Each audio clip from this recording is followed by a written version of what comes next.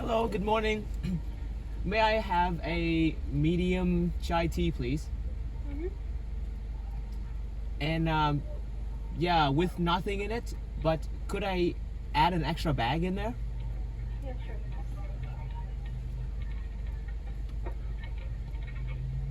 What else would you like? I think that'll be it for now. Okay, please do it. Thank you. Thanks, coming up. Okay, obviously there's really no perfect occasion for something like this. So the most I could do was checking to make sure he wasn't out doing things with his friends. That was necessary because I want the conversation not to be interrupted. And since I wanted his most natural reaction, his friends can't be around. Sorry, they're just too nosy. If I told you that I have a vice, something that I've been hiding very well for a long time, pretend like this doesn't shock you. What kind of demon you think I'm living with? Narrating into my own intro like the beginning of American Psycho.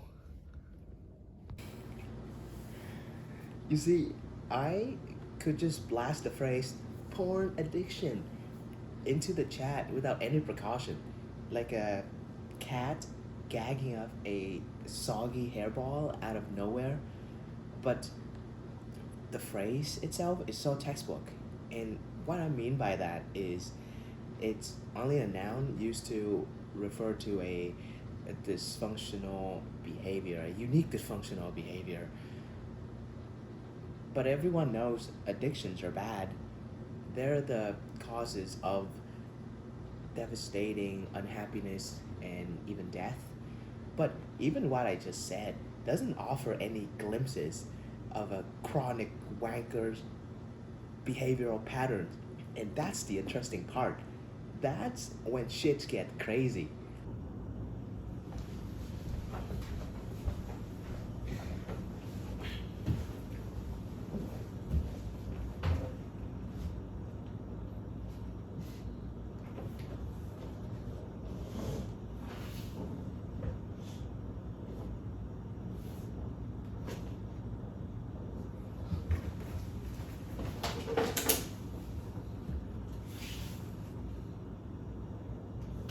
Also, that demon cheesy opening hook that I have for a starter. Uh, if I tell you that I have a vice, what kind of demon do you think I'm living with? That is the best option that I've got, since I insist on a nonchalant tone for the conversation. That is me giving an advance notice so my brother knows where the conversation is heading, so he can take a few extra breaths before the gasp comes. And here he's still doing the annoying brother thing to me every opportunity he had. And that's a good sign. It means I haven't provoked the worrisome out of the guy yet. Forgive me for having to use the relation to drugs to amplify severity up a notch. That was the final warning for this guy. It's gonna get sticky real soon. At this point, I already committed to the topic. It's definitely happening. So there's no need for me to use the phrase when I could describe the behavioral quirk with verbs. There it is. The bridge is crossed. There's no undoing from now. Not drinking, not buying, and not betting. Gooning. See, gooning is only a new word I learned recently. And please let me iterate in my own terms. If logging onto a site, pick a video, and quickly chop through the end is your, like, the main dish of your long, lonely evening, then gooning is snacking small bites of satisfaction for a much longer duration of time to avoid reaching satiation too early and then wonder what next. See, gooning is only one of the thing a porn addict resort to when they're bored. but it's gotta be the most soul poisoning and brain rotting example. I'm not saying all doom scrollers are gooners, but most gooners are scrollers for sure. Hey, funny words to call someone though.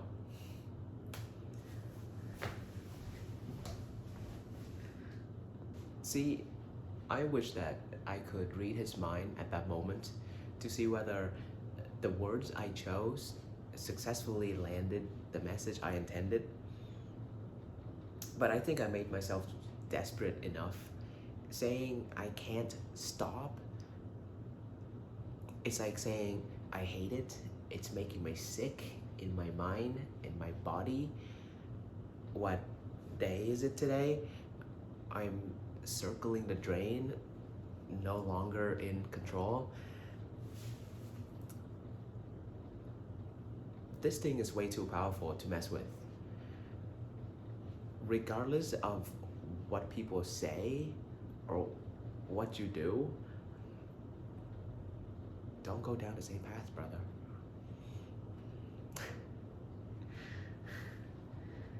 Who would just drop a goopy sack of details without any factory manual like that? So first is choosing a time.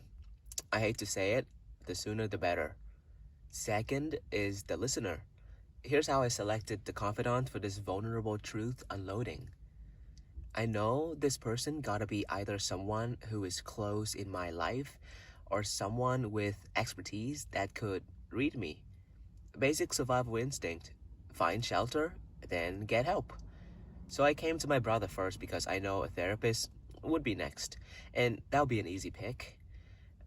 I know I wanted someone who would not freak out at the visualization of zombie Nick with lots of drool, but this person gotta be empathic enough to listen and watch me confront the facts and fears while remaining neutral. One of the most uncomfortable thing when it's come to sharing your shitty news with someone is having to watch them trying their hardest to come up with some consolations or even downplaying the severity of the matters because they are relating with you so hard but without any pain tolerance. So they imagine the brutalist and immediately try to fix your problem. My brother doesn't try at all. He knows that this is just another lecture in disguise that I prepared for him, using myself as the degenerate experimental subject.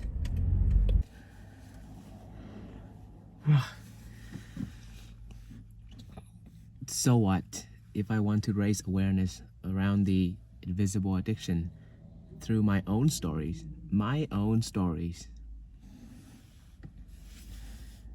I might have added a few too many emotionally superfluous adjectives for dramatic effect, but how else am I supposed to highlight a bit of agonizing reality of what it's like being an obsessive wanker? Don't worry, I know it's okay to feel these things. And it's part of the awakening transformation. But to teach my internal chicken that there's no fucking need to be afraid of them and run away from them, I gotta call them out.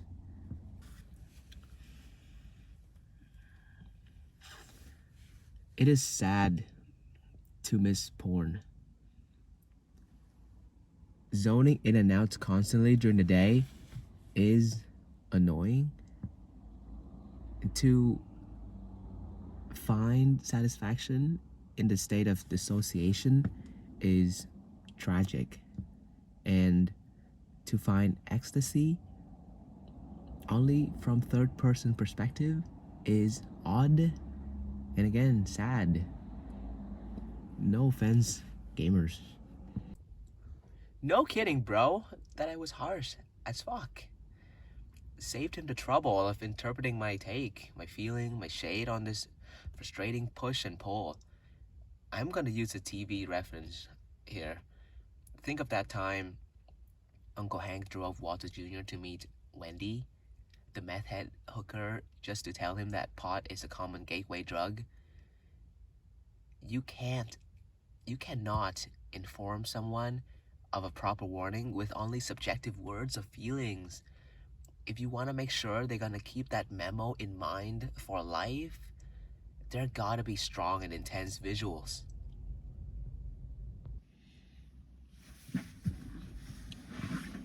Part of me shredded away when I executed the depiction of a wanker's daily interruption. It feels awful. My brother didn't even ask for it. Maybe he doesn't even want to know. But now my image is reduced or somewhat deduced to a tweaker of a dude. I've thought of what it's like to be in his shoes. Seeing someone you respect and admire succumb to one of this deadly sin is depressing. But I'm not succumbing.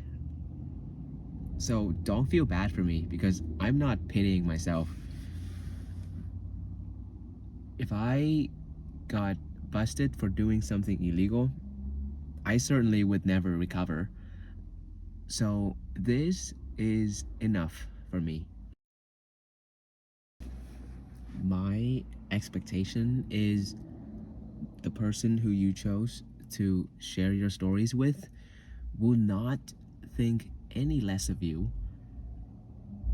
As long as you allow, they will sink to the depth where your pain is and sit there with you for a while. And you feel bad for it. You feel bad for it. But they don't need anything more than a recognition of faithfulness, because they're there with you figuratively, so they could feel something real with you. And in that dark bitterness, there's a swirl of relentlessness that you have proven to exist, and they get to keep a bit of that for themselves. And hopefully, once they finally understand that you really have found a way to function under this exhausting spell all this time, hopefully bravery and savagery arrive just in time, and now they want to know more, diving deeper into your lore. I love borrowing underwater metaphors. So, my brother, the question asker, wanted to know when was the first time I got hit with the poison arrow. Okay, let's try this again. It's a straightforward ask, right? When was the first time I saw internet porn? Just answer the damn question. It's not a trap. Overthinking? You're overthinking. Shut up. I know what this is about. This is a talk screen and the diagnosis is very clear.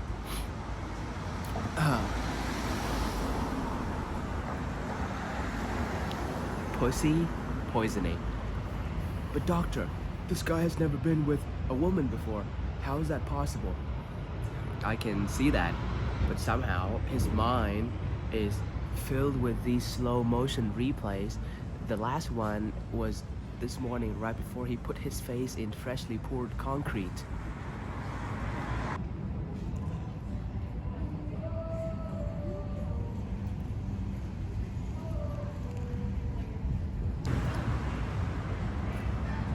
When someone asks you, when was the first time you did drugs or how long you've been doing drugs, basically, this is an investigation to see what percentage left of you is salvageable.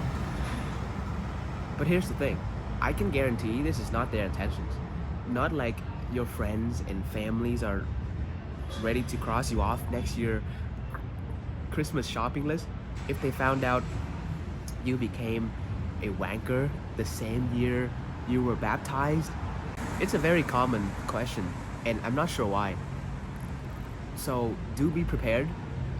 I'm just making a hypothesis, but I prefer to answer this question with the information regarding to my very first exposure to erotic images rather than how long I've been treating my ambitious curiosity with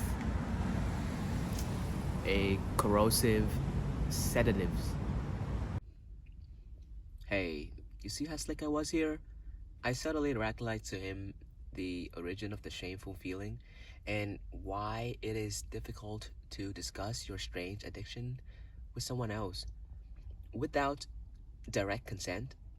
Catching glimpses of the undressed or the undressing is kinda impolite.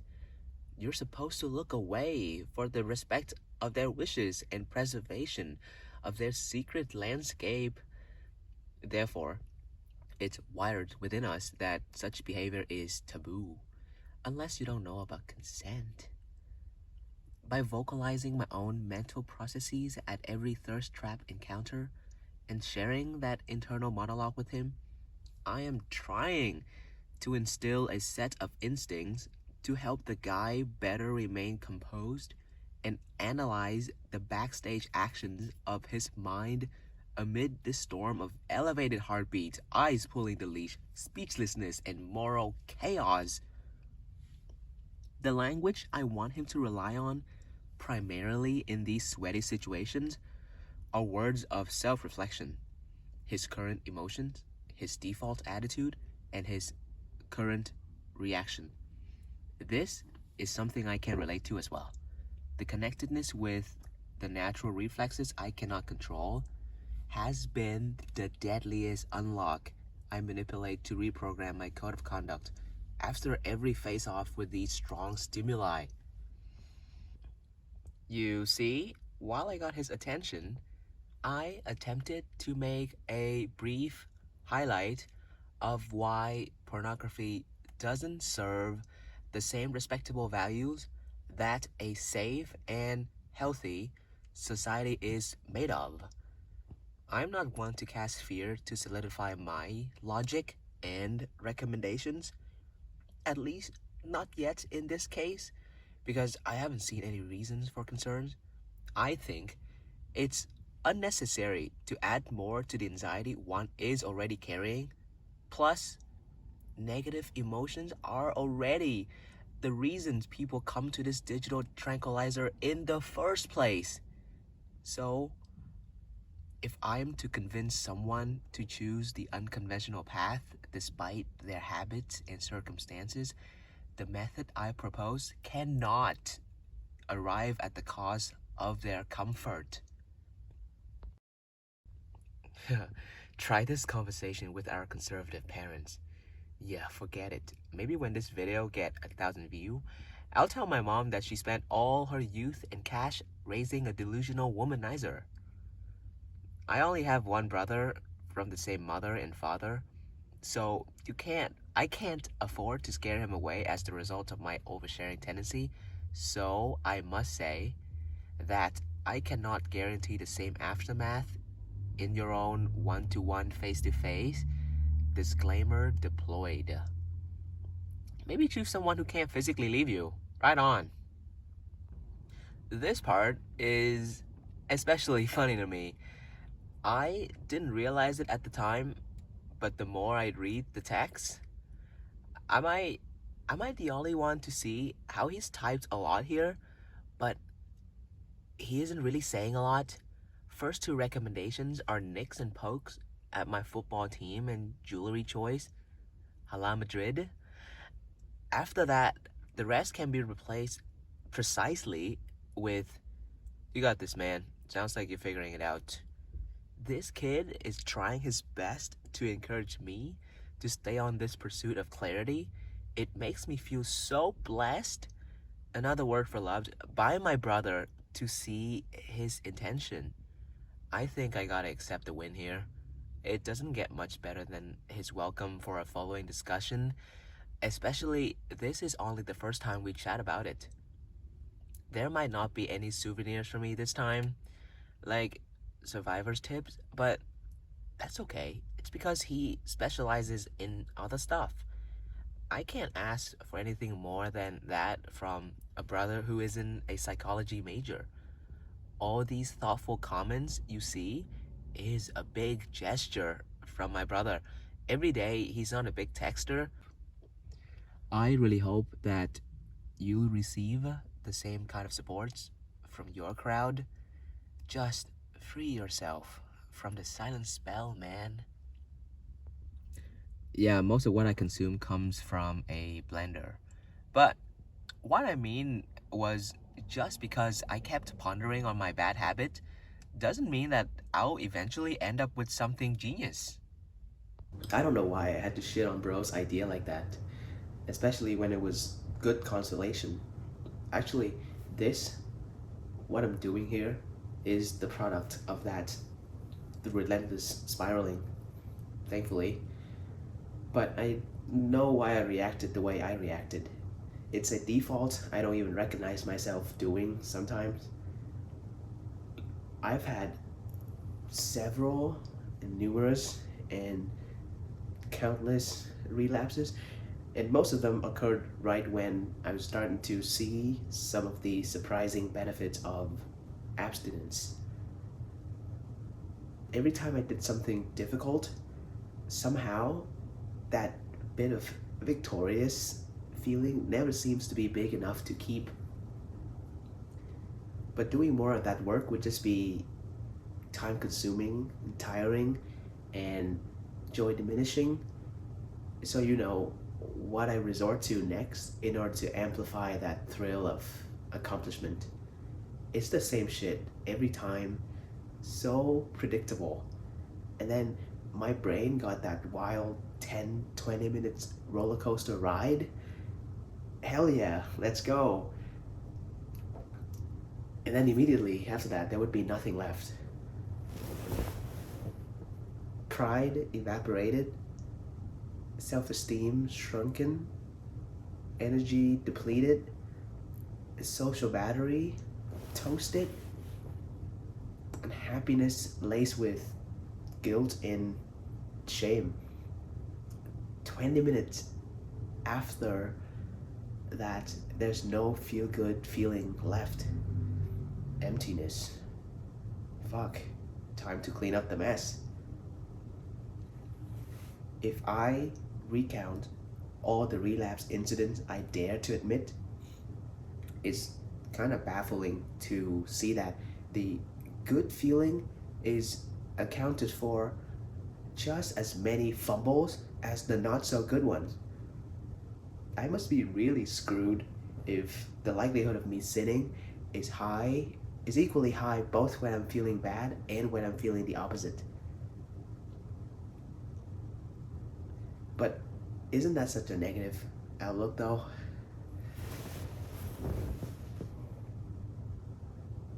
I call back a few days later to check on him after our chat. Talk about compensation for his role and whatnot. And while I was explaining to him how I feel bad for discrediting his advice, it struck me. The hint to the key to the answer. My kryptonite isn't the itch to peak, but it's the inability to recognize when that peak pops up. Wow. I can't believe I owe my insights to that kid, but I'm not going to praise him twice. Instead, I'm gonna pat myself on the back for planning the tough conversation and actually following through with it. Okay, I think I'm gonna stop here. I don't have any plan for tonight yet, so bye and good night. Thank you for caring about my mission, and Not to brag, but I get it. I get it.